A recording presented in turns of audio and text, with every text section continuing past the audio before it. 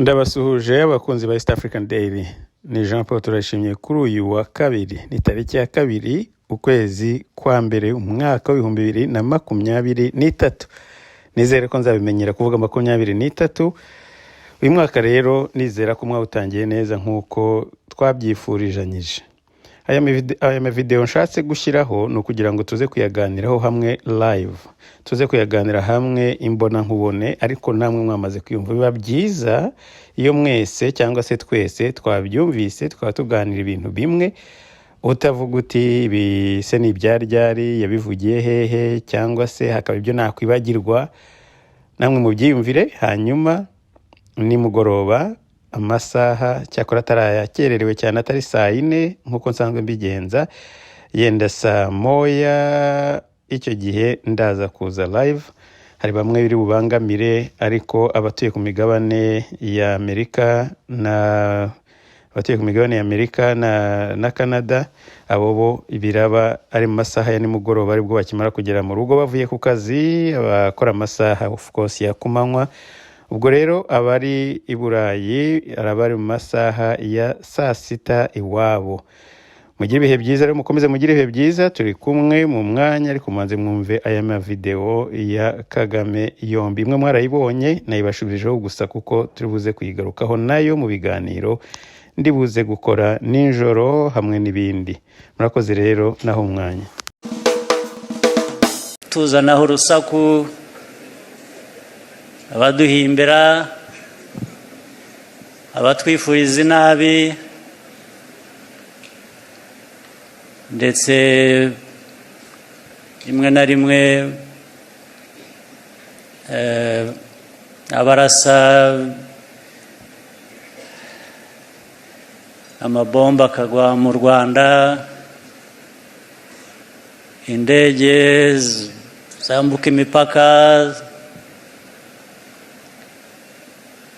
bigira bite urusaku muri Loni ibihugu byose ariko mwari mwabona ikindi gihugu kingana nk'icyacu isi yose iteraniraho ikavuga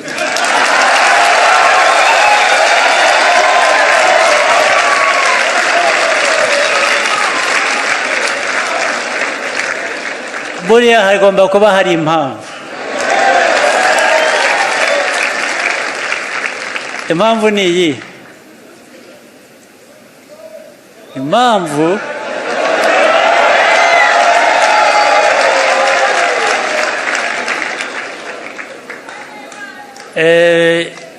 iyo uvuze ge uba uvuze nawe. Ubwo ni twese hamwe. Ibyo byose rero bibomborekana. Nababwiye ko bitatubujije kuva mu mwaka w'ibihumbi 2021 neza tukaba dutera imbere.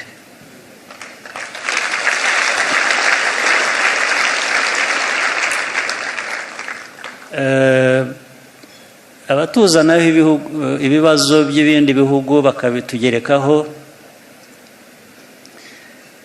ndetse ibyo bihugu byabyo ibibazo byabo nabyo bakaryoherwa niyo mpamvu nyine ibyo navugaga badutera imijugujugu batera nagira ngo mbasezeranye umuti wabyo urahari.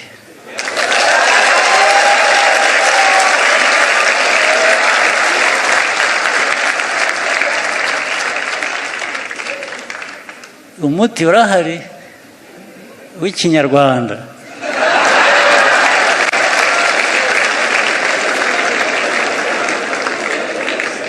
Umuti w'ikinyarwanda barawuvuguta.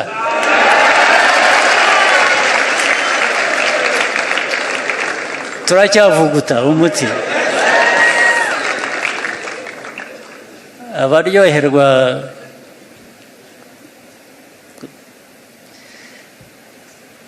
bakazana ibibazo ku Rwanda tutahamagaye uwo muti bazawunywa uzabavura. Ntabwo mbabeshya. Abana banyu, bashiki banyu, basaza banyu bazi kuvuguta umuti.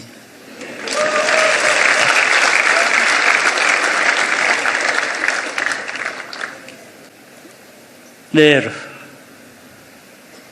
twe dukomeze dufatanye, dukore, twubake, twiyubake, dukoreshe uburyo bwose bushoboka.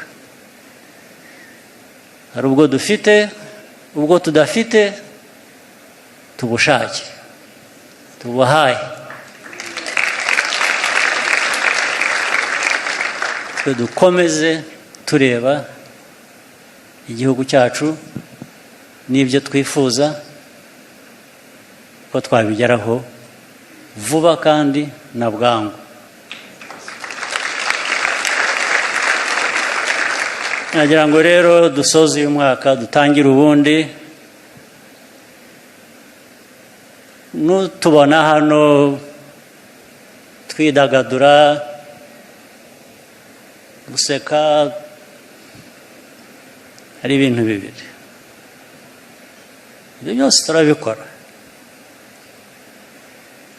twibuka abacu twari dukwiye kuba turi kumwe nabo kuri uyu munsi, tutari kumwe nabo ku mpamvu zitandukanye.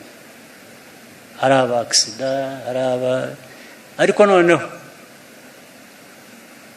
n'aba bandi bavuguta wa muti.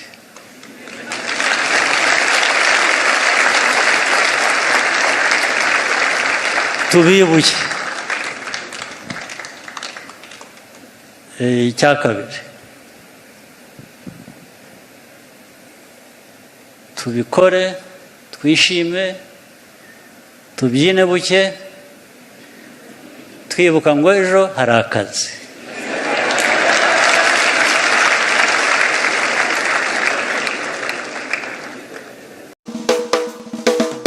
Banyarwanda mwese, inshuti z'u Rwanda, mwiriwe. Mu gihe dusoza umwaka w'2022, ndagira ngo nshimire abanyarwanda twese kubera kwihangana no kudatezuka twagaragaje muri uyu mwaka urangiye. Twashoboye gukemura ibibazo biremereye harimo n'icyorezo cya COVID-19. Twatangije icyiciro cya kabiri cy'ikigega nzahurabukungu cyashyizweho mu rwego rwo guhangana n'ingaruka za COVID-19. None ubukungu bw'igihugu cyacu bwarazamutse, cyane cyane mu gihembwe cya gatatu cy'uyu mwaka. Dufatanije n'abanyarwanda bose, twakiriye inama y'abakuru ba guverinoma z'ibihugu bigize umuryango wa Commonwealth, Kagame, n'ibindi bikorwa by'ingenzi kandi byagenze neza.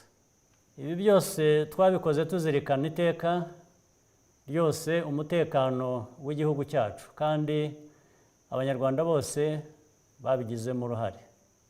Mu mwaka w'2023 tuzaba dusigaje umwaka umwe gusa ngo dusoze gahunda ya guverinoma y'imyaka 7.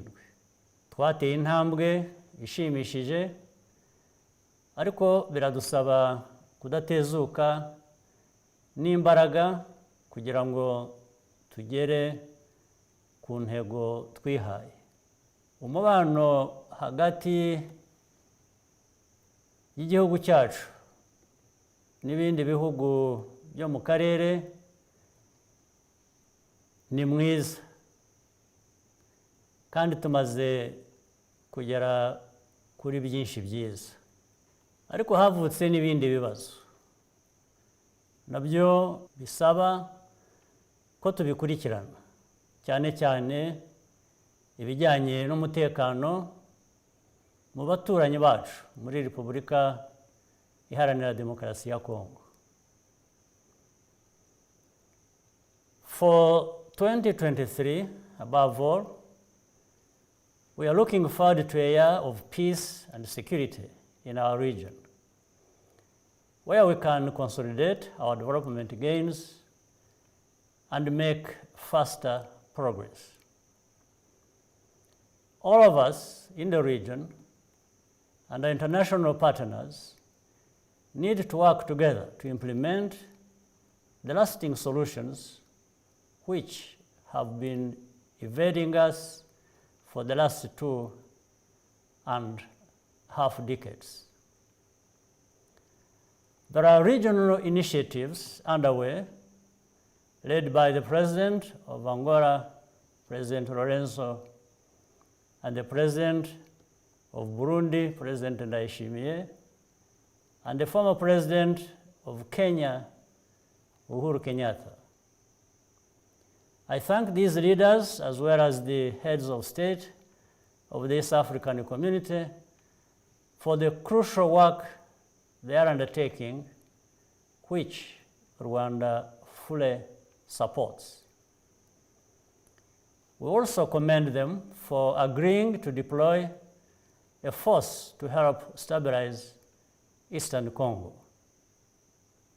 However, these efforts will not bear fruit unless the unhelpful approach of the international community changes significantly. It is disappointing that the international community pays lip service to peace and actually ends up complicating matters, which undermines the regional processes. After spending tens of billions of dollars on peacekeeping over the past 2 decades, the security situation in Eastern Congo is worse than ever. To explain this failure, some in the international community blame Rwanda, even though they know very well that the true responsibility lies primarily with the government of the Democratic Republic of Congo, as well as with these external actors who refuse to address the root causes of the problem, nowhere else. This is a very expensive lie, which makes no logical sense. They speak the truth only in whispers, afraid to displease the Congolese government and compromise their own interests. But in fact, they embolden leaders of the DRC to take more and more drastic steps to consolidate its populist base, in the process hurting their own people. Even though the United Nations group of experts documents the collaboration between the Congolese army and FDLR and other militias, not to mention the alarming rise in hate speech, these items are virtually ignored as if they are of no consequence. This attitude is shocking but not surprising, given what Rwandans know and saw in our region in the 1990s. We have had enough of this hypocrisy. It is high time that the unwarranted vilification of Rwanda stopped. Of course, we are directly affected when the remnants of the militias that committed genocide in Rwanda become auxiliary forces of the DRC army and conduct attacks across our border. No country can accept this. Rwanda will never accept this as normal and will always respond appropriately because our security and stability are paramount. We could not have learned better from our history.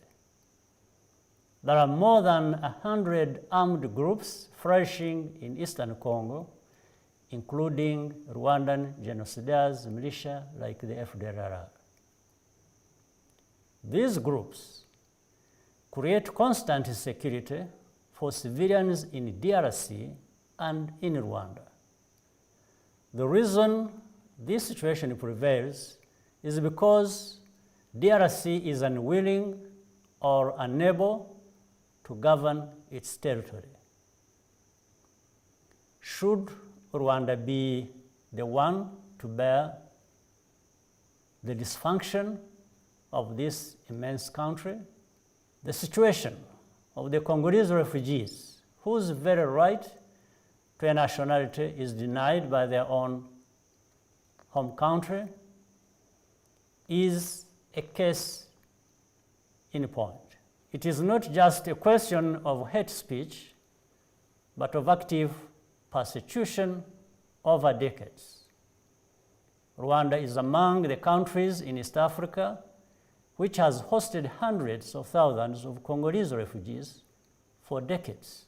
We have more than 70,000 registered in Rwanda alone, and new refugees continue to arrive even now. Yet the international community effectively pretends that these people do not exist, or that they don't know what causes them to be refugees in the first place. The policy seems to be for them to remain in Rwanda indefinitely, which only serves to whitewash the lie that they are actually Rwandans who deserved to be expelled. This is an international problem, and it requires an international solution because the unresolved political issues which cause these armed groups to keep coming up and which underlie the hate speech we keep seeing are the same. Rwanda will not accept to bear the burden for the DRC's responsibilities. We have enough burdens of our own to bear, and we shall do so as effectively as we can. The conditions for Congolese refugees to return home in safety and dignity must be established.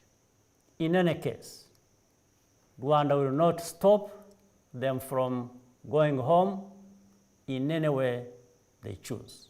We also have Burundian refugees in Rwanda. The government of Burundi is making efforts to reassure these refugees that it is safe to return to their country, including visiting the refugee camps, and as a result, many have returned. This is the right thing to do. It shows that this problem can be solved if the political will can be found. I wanted to convey these points clearly so that we as Rwandans understand the current situation, and so our partners and friends around the world know where we stand. At the same time, it's important to expose the so-called African experts and policymakers, wherever they come from, who have peddled lies and created confusion about Rwanda and this region. I want to assure Rwandans that our country will continue to be safe and secure in 2023. There is no doubt about that.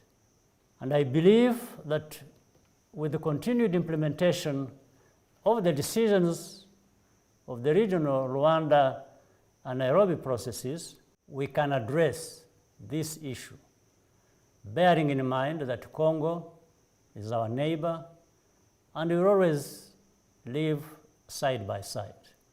And in due course, I believe that our common future for all of us in East Africa and the Greater Lakes region will be a prosperous and secure one. Rwandans will keep working towards that. Reka dukomeze tubiharanire muri uyu mwaka dutangiye n'indi izakurikira. Mbifurije mwese n'imiryango yanyu umwaka mushya muhire. We also take the opportunity to wish our brothers and sisters in the region a very happy New Year. God bless us all. Imana ibahe umugisha.